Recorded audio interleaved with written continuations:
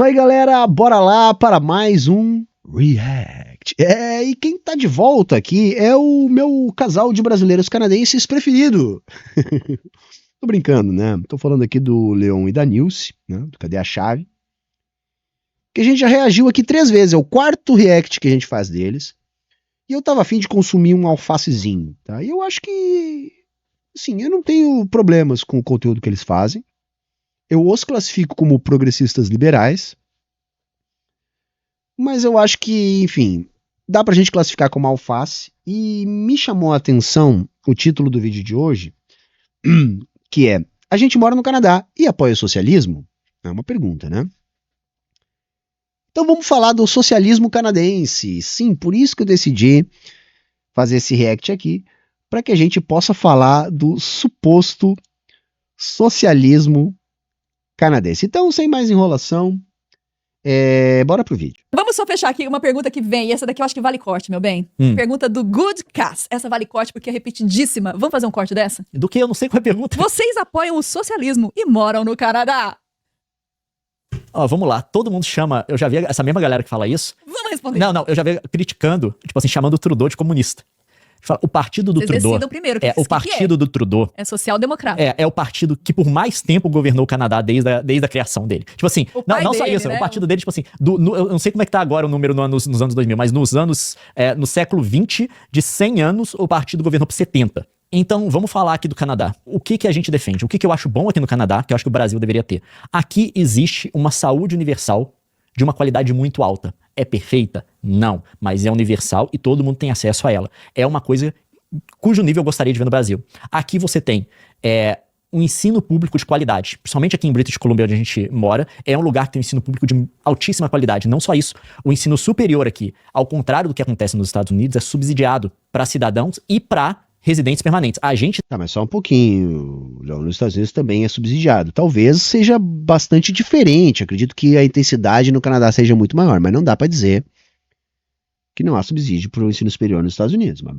beleza, tranquilo. Teria direito a Poderia subsídio, fazer. mesmo sem ser canadense. Então aqui as pessoas, para fazer curso superior, para adquirir educação, elas não precisam se endividar igual acontece nos Estados Unidos. Uma das discussões que está tendo nos Estados Unidos agora é do perdão da dívida dos estudantes. Aqui a gente não tem essa discussão porque dívida, se houver, é insignificante. É minúsculo, porque aqui de fato é muito barato estudar. E um detalhe, gente, você não tem SUS no Canadá, tá? Não tem SUS no Canadá. Então, assim, o que a gente tem, assim, de sistema universal de saúde, eu desconheço algo equivalente ao SUS, tá? Só pontuar isso. O fato de não ser a carnificina que é nos Estados Unidos, talvez faça com que essa diferença pareça maior em relação ao que se tem no Canadá. Mas para começo de conversa, tudo isso que o Leon está falando até agora é característica de estado de bem-estar social. Isso não tem nada a ver com socialismo, isso não tem nada a ver com comunismo. Originalmente, a social-democracia, que basicamente é o partido que mais governou o Canadá, tinha assim uma perspectiva socialista, reformista, mas socialista.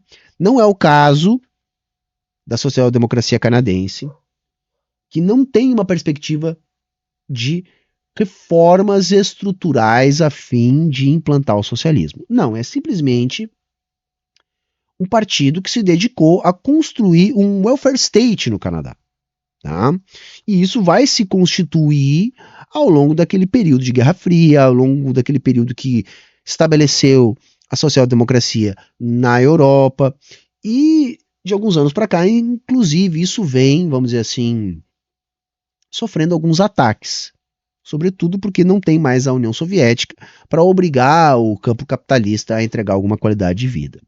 E outra, né, gente, o Canadá é um país rico em recursos naturais, com uma população muito pequena, que se estabeleceu com práticas imperialistas e dizimando sua população nativa. Tá? Então a gente tem que entender, quando vai falar desse tipo de experiência, a mesma coisa que vale para as, vamos dizer assim, experiências nórdicas ali, né? Então assim, não tiveram colônias?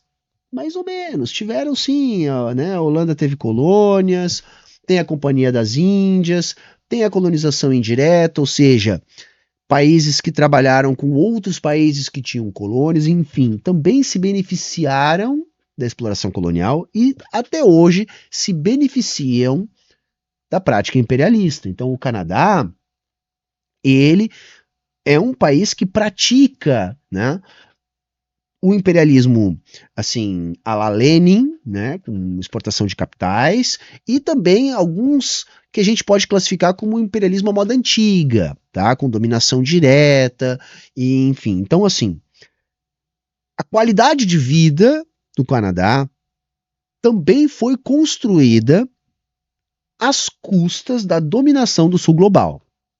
Tá? Então isso não tem nada a ver com socialismo, porém consegue entregar mais qualidade de vida. Tá? Comparado com os Estados Unidos. Outra coisa, aqui você tem um estado de seguridade social grande. Contanto que agora, na pandemia, muita gente que ficou sem emprego foi ajudada de um nível considerável. A gente conhece, inclusive, pessoas que foram ajudadas, que puderam pagar as contas, comer e coisa do tipo durante a pandemia por auxílio do governo, porque tem um governo que tem esses planos e também tem um planejamento para essas coisas acontecerem. Não só isso, esse daqui é um governo que taxa pessoas que têm uma renda muito alta, tá? Ele de fato taxa. Ele taxa todo mundo. Taxa todo mundo. Mas tem uma estratificação nessas alíquotas. Você tem... Não. Sim, que é o lógico, tá, gente? Isso é o lógico, tá? Assim, os países desenvolvidos têm carga tributária de país desenvolvido, tá? Basicamente é isso. Você tem um imposto progressivo, que se eu não me engano, depois de determinada faixa, até onde eu vi, tá? Porque depois passa tanto da renda que eu tenho que eu nem sei. Tipo assim, quem ganha, sei lá, mais de 1 milhão, não faço ideia. No Brasil, até onde eu sei, e estão tentando mudar essas coisas agora, não se cobra dividendo de lucro. Então é o seguinte, se você trabalha para uma empresa e você recebe um salário, a sua contribuição vai ser descontada na fonte. Se o dono dessa empresa pega o lucro dessa empresa e transfere para sua conta, para a conta pessoal dele, como pagamento para ele, ele paga 0. Se eu não me engano, tem 2 países no mundo que fazem isso, ou 2 ou 3, não sei se é Estônia, ou Brasil ou Afeganistão, ou se é só o Brasil ou Afeganistão. Acho que é só Estônia. Brasil e Estônia. Que é o seguinte, no Brasil não se paga imposto sobre dividendos. Dividendo É que assim, só um adendo, né, gente? O Brasil é paraíso fiscal pro rico. Sabe esse monte de rico chorando, paga imposto? Porra nenhuma. Porra nenhuma. Quem paga imposto no Brasil é quem paga sobre o consumo. Tá? No máximo sobre a renda da classe média, que tem lá o seu imposto de renda retido na fonte. Tá? Então, proporcionalmente, o rico não paga imposto no Brasil. da divisão do lucro da empresa. Quando os sócios proprietários da empresa chegam no final do mês ou em qualquer momento e falam assim, beleza, isso tudo aqui de lucro da empresa é meu. Ele toma pra si. Quando ele transfere aquilo pra conta pessoal dele, no Brasil não se paga imposto. Aqui paga. Aqui paga, tá? Aqui é de 13,5%. Então aqui não só isso, a gente tem, como a gente tem empresa, a gente tem que pagar imposto sobre o lucro da empresa. E quando o dinheiro que a gente pega para pagar as nossas contas, nossa casa e coisa do tipo, a gente tem que pagar imposto sobre ele de novo, como renda. A gente paga, é basicamente o mesmo imposto que é, pelo menos nessa faixa de renda, é o mesmo imposto que salário, tá? Então quando a gente fala isso tudo, vocês são socialistas, mas moram no Canadá. Deixa eu falar, o Canadá é um país que tem um estado de seguridade social, uma estrutura social democrática muito maior que a do Brasil. Muito maior. Muito maior. Eu gostaria de ver isso no Brasil também. É uma coisa que eu admiro no Canadá, é uma coisa que eu gostaria. Então, qual é a crítica que a gente faz à social-democracia? É que não dá para todo mundo, gente. Sabe, o Canadá consegue ter esse nível de serviço público, a galera brigando no chat ali, não é SUS, tá, gente? Agora, não é a carnificina dos Estados Unidos, você tem saúde pública no Canadá, é só isso que eu quis dizer. Mas assim, por que tem mais Estado, por que tem muitas políticas públicas que colaboram para a menor desigualdade social? Porque esses países se beneficiaram do colonialismo e se beneficiam do imperialismo. Eles conseguem sustentar esse modelo econômico porque eles ajudam os Estados Unidos a manter o consenso de Washington, exigindo o neoliberalismo dos outros, fazendo com que eles se mantenham nessa situação de privilégio. Então vejam, não dá para fazer isso que o Leão está falando, não dá para o Brasil imitar o Canadá, por uma série de motivos, Vamos falar alguns, por exemplo, existe uma transferência estrutural da riqueza dos capitais menos produtivos para os capitais mais produtivos. Isso faz do norte global ou da centralidade do capitalismo o local para onde migram esses recursos, para onde o capital estruturalmente é transferido. Isso ajuda a manter os países ricos e os países pobres, tá? De modo que, se um país do sul global decidir fazer uma política industrial forte, uma política protecionista forte, uma política expansionista forte, um enfrentamento a esta lógica no sentido de aumentar a produtividade, diversificar a economia, de fomentar a indústria, esse país vai ser vítima de uma ação imperialista, seja um boicote, seja uma invasão, seja uma guerra, seja um lawfare, enfim, é o que acontece. A China está fazendo isso porque teve uma revolução lá que libertou essas amarras políticas, tá? Então, não dá simplesmente para fazer isso. Segundo, o Brasil, diferente do Canadá, nunca se beneficiou, historicamente, de uma lógica de transferência de recursos. O Brasil, diferente do Canadá, não tem uma população relativamente pequena e altamente concentrada. O Brasil, diferente do Canadá, sofre imperialismo, não pratica imperialismo. Então, assim, não dá simplesmente para reproduzir o que o Canadá faz. Não dá. E não é um problema econômico, é um problema político. Estaria de ver no Brasil. Por quê? Comparado com o Canadá, enquanto aqui no Canadá você tem um sistema social-democrata, você pode chamar de socialista se você quiser também, porque é um nome que já deram para social-democracia, embora socialismo seja um nome complicado, porque a galera também usa socialismo para servir a comunismo. Então vamos chamar de social-democracia, todo mundo sabe do que é. Gente, mas é que a social-democracia original, era socialista. Era uma via para o socialismo, tá? Então, por isso que dá para fazer essa associação. Mas não é o que a gente tem como social-democracia hoje, tá? Por isso que eu até prefiro, acho mais rigoroso, a gente chamar de social-liberalismo esse tipo de regime, tá? Mas, infelizmente, não é assim que se conhece. que se trata. É um lugar que tem economia de mercado, você tem o capitalismo, só que você tem uma presença grande do Estado para poder garantir... distribuição de renda. Distribuição de renda e elementos básicos de uma vida confortável, tá? De uma vida digna para as pessoas que vivem aqui. Não é perfeito, o Canadá tem vários problemas. É um pouco enviesada essa visão do Leon, porque assim, ele vive como uma pessoa de classe média. Então não vamos se iludir, gente. Tem bastante pobre no Canadá. Tá? Tem. Então, assim, e não é essa maravilha, não. Agora, de maneira geral, a desigualdade é menor, de maneira geral, existe um pouco mais de oportunidade para uma vida mais digna para a classe trabalhadora. Ficou aqui na live, a quantidade de dinheiro que é colocada para poder tratar pessoas que são viciadas em drogas, também pessoas com problemas psicológicos, tá? Tem muita gente que acaba na rua aqui porque falta uma estrutura melhor. Tem crítica, mas a questão é muito melhor que no Brasil. Aí quando você fala, vocês são socialistas, mas moram no Canadá. O Canadá é um país que tem uma social-democracia, um sistema socialista, se você quiser chamar, muito mais expansivo e muito mais efetivo que o do Brasil. Não, no Brasil não tem. No Brasil não vou falar. Não, você tem algumas coisas. Você tem escola pública, você tem o sistema de saúde do Brasil, se comparado com outros países em desenvolvimento, é difícil comparar com países desenvolvidos porque eles têm muito mais dinheiro, mas com países em desenvolvimento, o Brasil está bem. Tá? Meu bem, e nessa comparação. Vamos falar só do presente. Não, o SUS é meio que só nosso, tá? Eu desconheço outra experiência que nem o SUS. A nossa Constituição, ela foi feita num momento que se tinha como objetivo estabelecer aqui uma social-democracia parecida com a do Canadá ou da Europa da época. Só que num país que não tem condições políticas para desenvolver uma economia capaz de suportar isso. Nem tem o histórico capaz de sustentar isso, tá?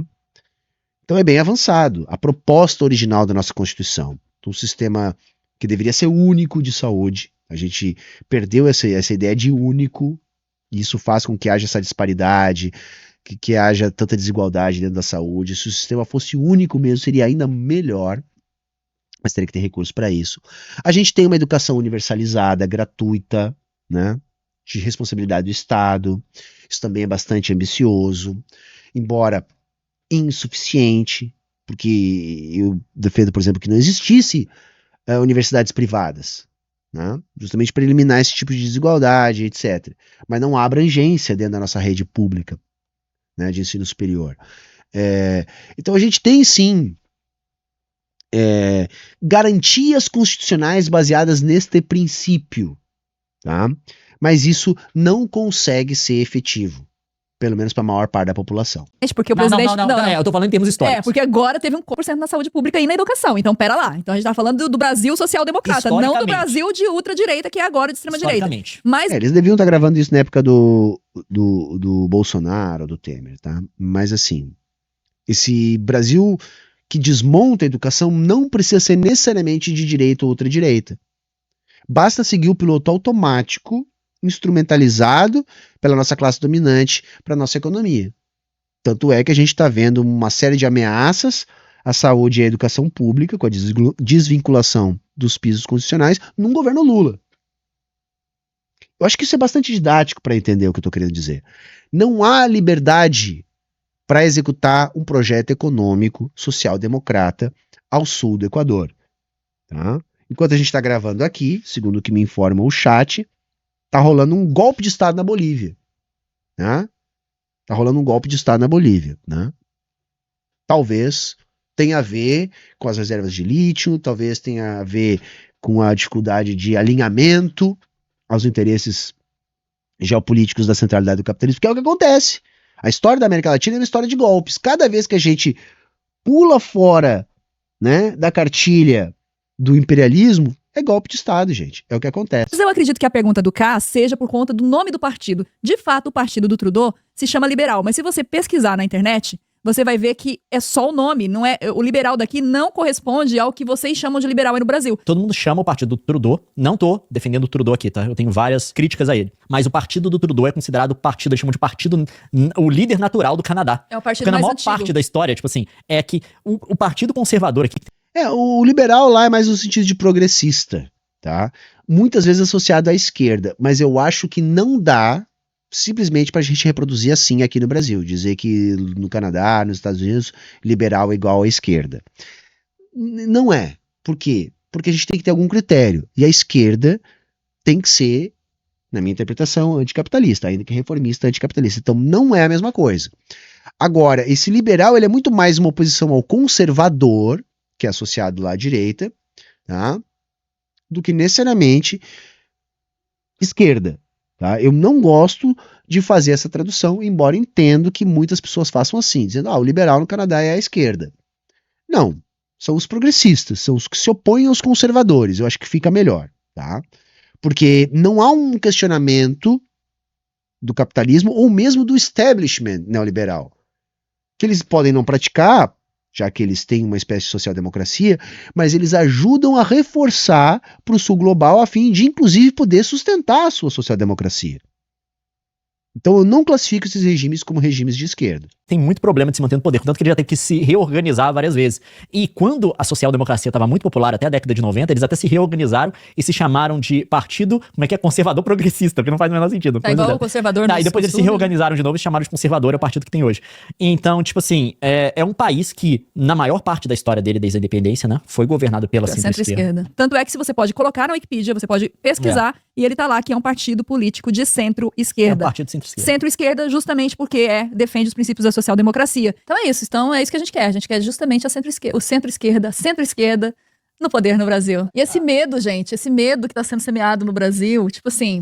Eu acho estranho a galera falar isso. Esquerda... Eu vi... A gente falou agora a gente falou desse pastor, né, do Valadão, do André Valadão, que recentemente, um dos contatos que eu tive com ele foi o vídeo dele falando que a esquerda era do diabo.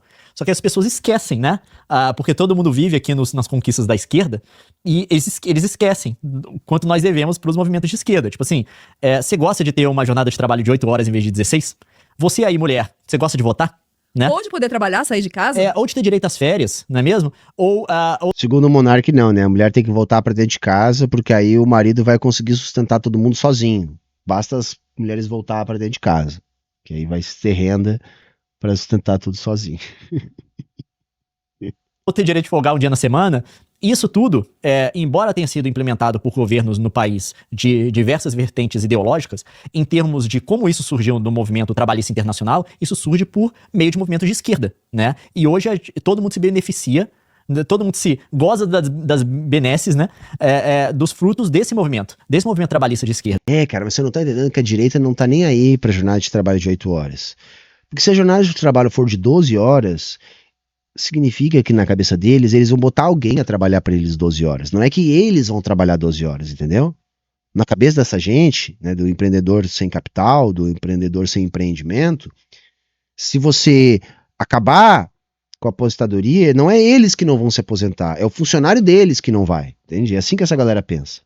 Então, tipo assim, quando o cara fala que a esquerda é do diabo, tipo assim, todo mundo que é trabalhador, que de alguma forma é pago por alguém, né? Se beneficia hoje da luta histórica dos movimentos de esquerda, porque a gente tem que lembrar que os benefícios que a gente tem hoje, em termos das quantidades de horas trabalhadas, em termos de várias coisas, isso surge de uma luta histórica da esquerda, né? Isso aí. E grande parte delas, na época da Guerra Fria, como uma resposta à qualidade de vida oferecida pelo campo socialista. E por isso que desde o fim da Guerra Fria, cada vez mais difícil, mesmo no mundo desenvolvido, as políticas sociais, as políticas de redistribuição de renda, tudo isso vem diminuindo, tá? Quer dizer, o socialismo foi tão bom, tá, que ajudou, inclusive, os países capitalistas a oferecerem para sua população trabalhadora melhor qualidade de vida. Beleza, gente? Era isso. Chegou aqui até o final. Deixa like, comenta, confere lá se está inscrito, aquela coisa toda. Se puder, colabora para a manutenção do canal, também é muito importante. E era isso. Ficamos por aqui. Tchau, tchau e até a próxima.